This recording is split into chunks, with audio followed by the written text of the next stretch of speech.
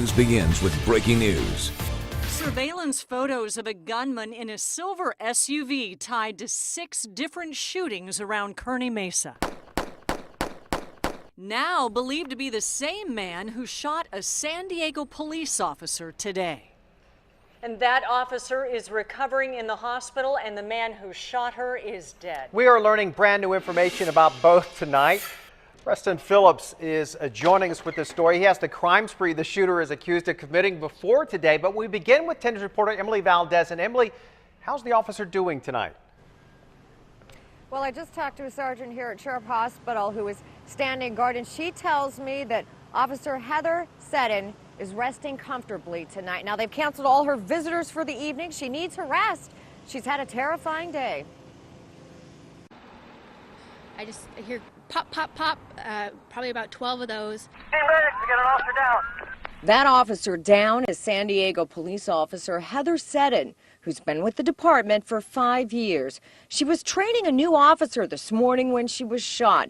Sources tell us she's engaged to be married. She's very nice, very friendly woman. Seddon is expected to be okay. Still, her neighbors are shocked. All the praise is going to be for her. It's a tough day for the entire San Diego Police Department. Police officers deal with these dangers day in and day out, and having one of your police officers, of course, hits very close to home when they get shot or injured. Police say about 7:30 a.m., officers tried to pull over a speeding Jeep on the freeway. It got off the freeway on Mesa College Drive, and police lost sight of it.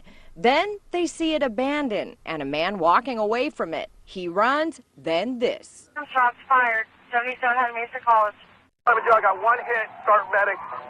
Officer down. Police say 2 officers shot back and killed the man. Suspect is down. And I caught up with a man who was leaving the emergency room who told me that he was a relative of the officers. He said he didn't want to comment, but when I asked him, is she going to be okay? He said yes. I'm live in Serra Mesa. Emily Valdez, 10 News. That is good news to hear. Thank you, Emily. And these surveillance pictures may not only solve today's crime, but 6 other shootings here in just the past few months. And 10 News anchor Preston Phillips continues our team coverage live from Kearney Mesa. And Preston, one of those buildings that was shot at was the SDG&E building right behind you.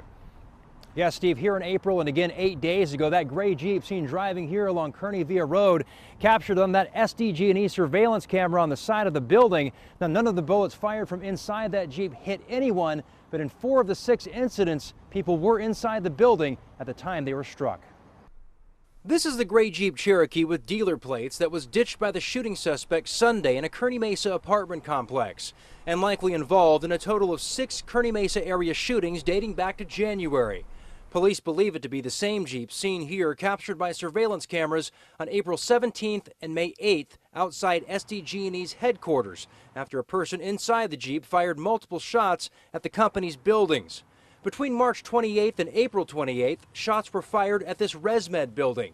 On January 30th, San Diego Tire and Wheel was shot at. And on January 18th and May 10th, this 7-Eleven on the 9100 block of Claremont Mesa Boulevard was shot at multiple times.